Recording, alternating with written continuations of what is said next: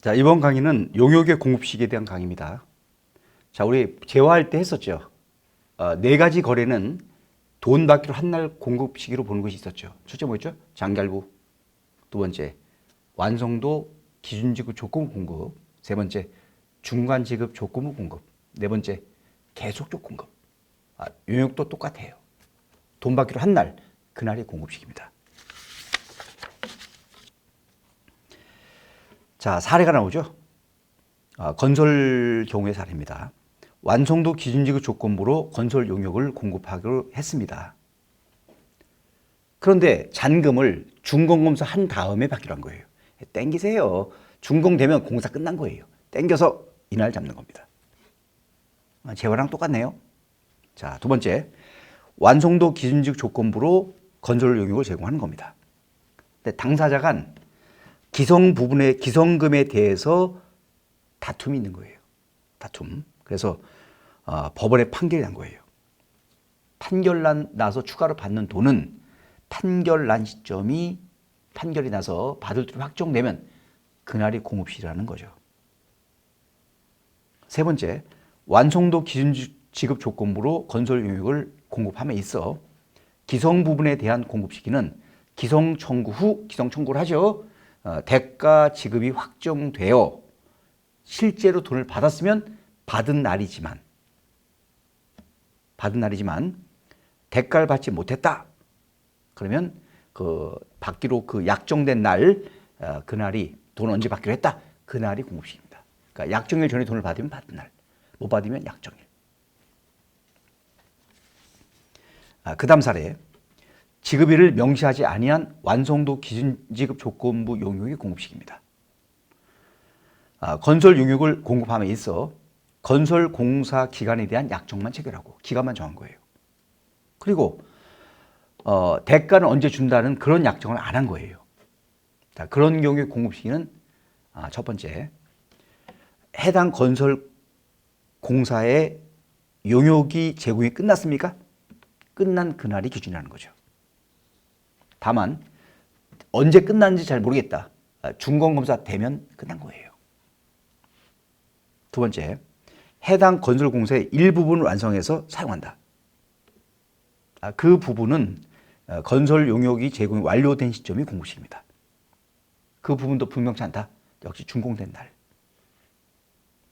두 번째, 건설공사 계약할 때 완성도 따라 돈을 나눠받기로 한 거예요. 그런데 지급일을 명시하지 않은 거예요.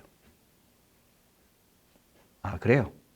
그래서 그런 경우는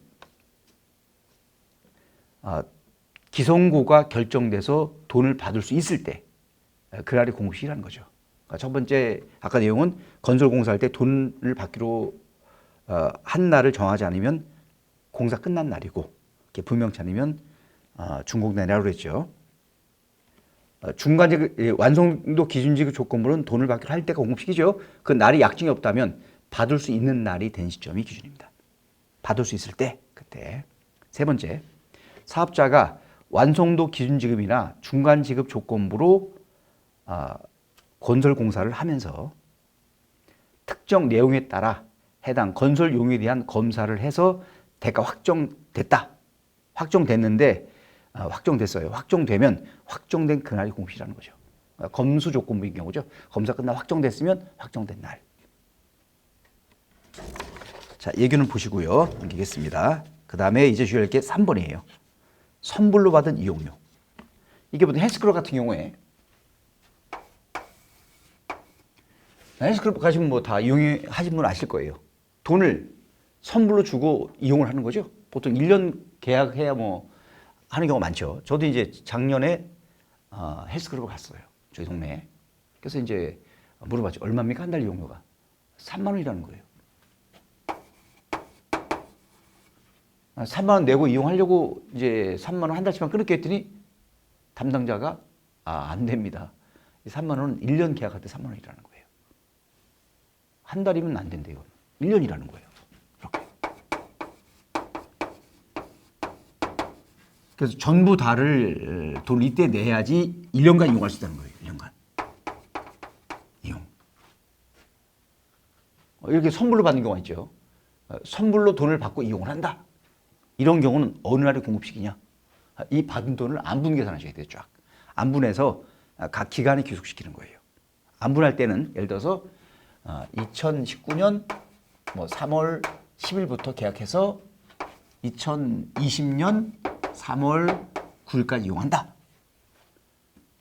그러면 예를 들어서 1월부터 3월 말까지 기간이라면 예정신고 이때 돈을 다 받은 거죠.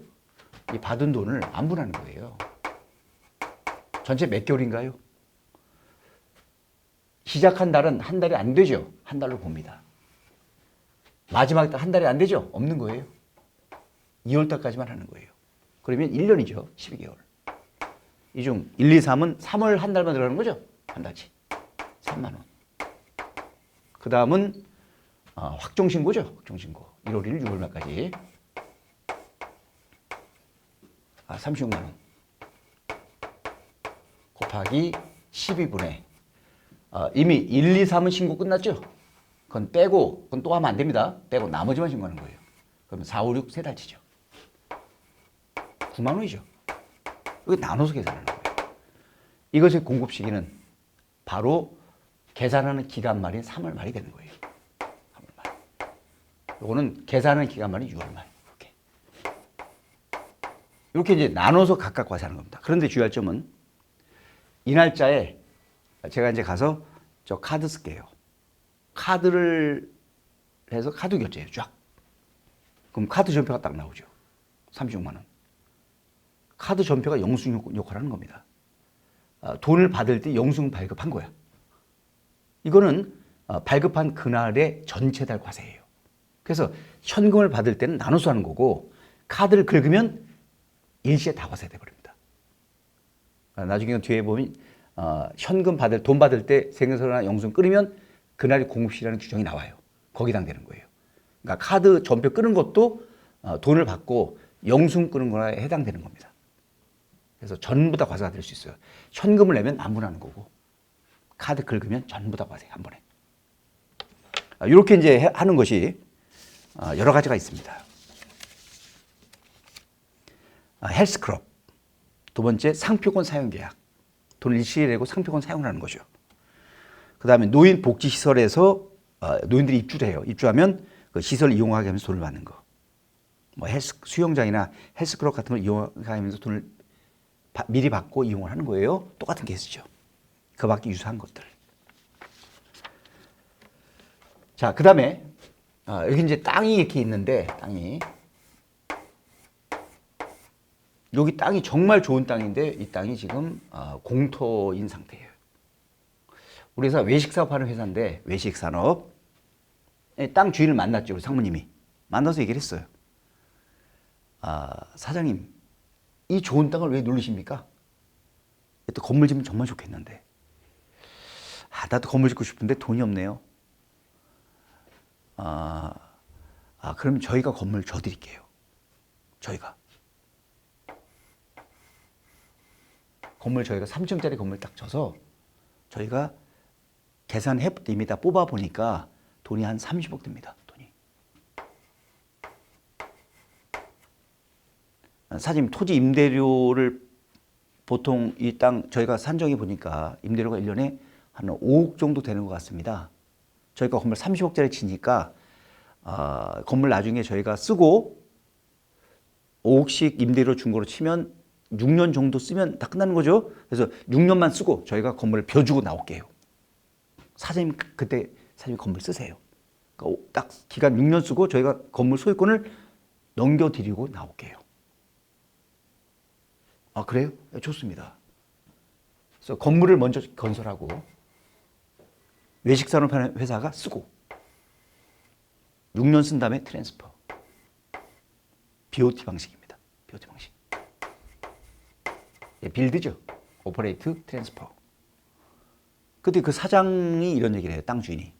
그런데 내가 이 땅을 임대해서 먹고 살아야 되는데 6년 후 건물 주는 건 좋은데 6년 동안 뭐 먹고 사냐 나는. 그러니까 얼마라도 돈 좀 달라. 임대료로. 건물 외에 추가로. 그래서 우리 회사에서 제안했죠. 그럼 저 사장님 저희가 6년 동안 임대료로서 3억을 더 드릴게요. 현금으로 3억은. 이렇게 6년간 쓰면서 임대료를 주기로 거예요. 임대료가 뭐죠? 두 가지죠. 돈 3억, 건물 30억짜리. 근데 30억은 사실은 지금 30억이죠. 신축가액. 6년 후에는 그 건물이 얼마가 될지는 알 수가 없죠. 자, 이렇게 해서 임대를 했다. 이 땅 주인이 임대하는 거죠. 지금 임대하고 임대료를 건물로 받고 돈도 받고 이렇게 한 거예요. 그럼 땅 주인은 얼마를 부가세 신고할 것인가? 부가세 나눠서 신고해죠. 이 두 개를 더하세요. 그래서 안분 계산하는 거예요. 이거 똑같이. 요 계산식 비슷하게. 임대를 시작했습니까? 한 달로 보는 거야, 마지막. 마지막 한 달을 안 봐. 한 달이 안 되면 월수 계산해서 나눠서 각각 신고하는 거예요. 이렇게 안분 계산하는 금액은 예정 신고나 과세기간 종료일이 공급식입니다. 각각. 이해하셨죠? 여기까지. 네. 여기까지 설명드리고요. 다음 강의는 부동산 임대하는 경우에 공급 시기를 보겠습니다. 수고하셨습니다.